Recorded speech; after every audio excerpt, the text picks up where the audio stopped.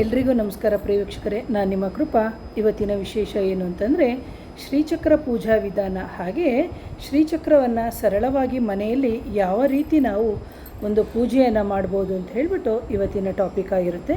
ಯಾರಾದರೂ ನನ್ನ ಚಾನಲ್ನ ಮೊದಲನೇ ಬಾರಿಗೆ ನೋಡ್ತೀರಿ, ದಯವಿಟ್ಟು ಚಾನಲ್ನ ಸಬ್ಸ್ಕ್ರೈಬ್ ಮಾಡಿ ಹಾಗೂ ಲೈಕ್ ಮಾಡಿ, ಜೊತೆಗೆ ಶೇರ್ ಮಾಡಿ ಅಂತ. ಹಾಗೆ ಶ್ರೀಚಕ್ರ ದೇವಿಯ ಒಂದು ಉಪಾಸನೆ ಅತ್ಯಂತ ಶಕ್ತಿಶಾಲಿಯಾಗಿರುವಂತಹ ಒಂದು ಆರಾಧನೆ ಅಂತ ಹೇಳ್ತೀನಿ. ಹಾಗೆಯೇ ಇದು ಬಂದು ದೇವಿಯನ್ನು ಹಾಗೂ ಶಿವನನ್ನು, ಅಂದರೆ ಶಿವ ಮತ್ತು ಶಕ್ತಿಯರ ಒಂದು ಮಿಲನ ಅಂತಲೇ ಹೇಳ್ಬೋದು. ಹಾಗಾಗಿ ಎಲ್ಲಿ ಶಕ್ತಿ ಇರ್ತಾಳೋ ಅಲ್ಲಿ ಶಿವನೂ ಇರ್ತಾನೆ, ಶಿವ ಎಲ್ಲಿ ಇರ್ತಾನೋ ಅಲ್ಲಿ ಶಕ್ತಿಯೂ ಇರುವಂಥದ್ದು.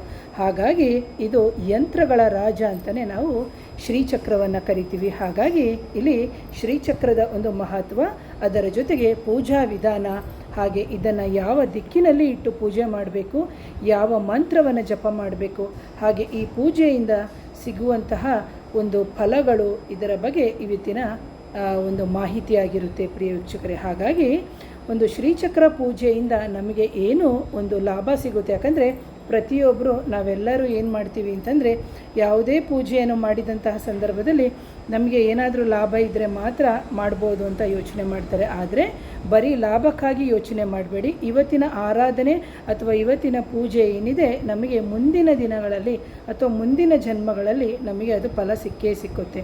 ಯಾಕಂದರೆ ಇವತ್ತು ನಾವು ಹಣವನ್ನು ಸೇವ್ ಮಾಡಿಟ್ರೆ ತಾನೇ ನಾವು ಮುಂದಿನ ಕಷ್ಟ ಕಾಲಗಳಲ್ಲಿ ಅಥವಾ ನಾವು ಬ್ಯಾಂಕಲ್ಲಿ ಹೇಗೆ FD ಇಟ್ಟಿರ್ತೀವೋ ಅದೇ ಥರ ನಮ್ಮ ಪುಣ್ಯದ ಫಲಗಳ ಒಂದು FD ಅಂತ ಹೇಳ್ತೀನಿ.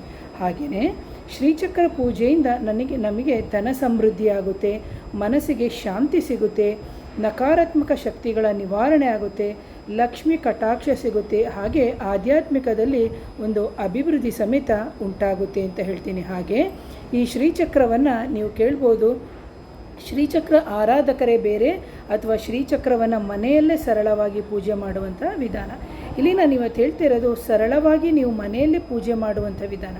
ಆದರೆ ಇಲ್ಲಿ ಶ್ರೀಚಕ್ರ ಆರಾಧಕರಿಗೆ ಅಂತ ಹೇಳಿದಂಥ ಸಂದರ್ಭದಲ್ಲಿ ಅದಕ್ಕೆ ಆದಂತಹ ರೀತಿ ನೀತಿ ಇರುತ್ತೆ. ಯಾಕಂದರೆ ಈಗ ಕೆಲವರು ಕೇಳ್ತಾರೆ, ಮೇಡಮ್ ಯಾವುದಾದ್ರೂ ಯಂತ್ರಗಳಿಂದ ನಾವು ಪರಿಹಾರಗಳನ್ನು ಮಾಡ್ಕೋಬೋದಾ ಅಂತ ಹೇಳಿದಂಥ ಸಂದರ್ಭದಲ್ಲಿ ಖಂಡಿತವಾಗಲೂ ಶ್ರೀಚಕ್ರವು ಬಂದು ಯಂತ್ರಗಳ ರಾಜನೇ ಆಗಿರೋದ್ರಿಂದ ಇದಕ್ಕಿಂತ ಮಿಗಿಲಾಗಿರುವ ಯಂತ್ರಗಳಿಲ್ಲ ಅಂತ. ಹಾಗಾಗಿ ಶ್ರೀಚಕ್ರವನ್ನು ಮನೆಯಲ್ಲಿ ಇಡ್ಬೋದಂದರೆ ಖಂಡಿತವಾಗಲೂ ಮನೆಯಲ್ಲಿ ಇಡ್ಬೋದು ಅಂತ ಹೇಳ್ತೀನಿ. ನೋಡಿ ಎಷ್ಟೋ ಜನ ಭಯಪಟ್ಕೋತಾರೆ ಶ್ರೀಚಕ್ರವನ್ನು ಮನೆಯಲ್ಲಿಟ್ಟು ಆರಾಧನೆ ಮಾಡೋದಕ್ಕೆ. ಖಂಡಿತವಾಗಲೂ ಶ್ರೀಚಕ್ರವನ್ನು ಮನೆಯಲ್ಲಿಟ್ಟು ಆರಾಧನೆ ಮಾಡಿದ್ರೆ ಖಂಡಿತ ಅಶುಭ ಅಲ್ಲ ಅಂತ ಹೇಳ್ತೀನಿ. ಆದರೆ ಇಲ್ಲಿ ಸಾಧಕರಿಗೇ ಬೇರೆ ಏನು ರೀತಿ ನೀತಿ ನಿಯಮಗಳಿರುತ್ತೆ, ಹಾಗೆಯೇ ಜನಸಾಮಾನ್ಯರು ಮಾಡುವಂಥ ರೀತಿ ನೀತಿ ನಿಯಮಗಳೇ ಬೇರೆ ಇರುತ್ತೆ ಅಂತ. ಹಾಗೆ ಇಲ್ಲಿ ಶ್ರೀಚಕ್ರವನ್ನು ಆರಾಧನೆಯನ್ನು ನೀವು ಮನೆಯಲ್ಲೇ ಮಾಡೋದ್ರಿಂದ ನಿಮ್ಮ ಮನೆಯಲ್ಲಿ ಭೂತ ಪ್ರೇತ ಪಿಶಾಚಿ ಬಾಧೆಗಳು ಅಥವಾ ಕಳ್ಳತನದ ಭಯ, ಹಾಗೆಯೇ ನಿಮಗೆ ಯಾರೋ ಮಾಟ ಮಂತ್ರ ಮಾಡಿಸಿದ್ದಾರೆ ಅಥವಾ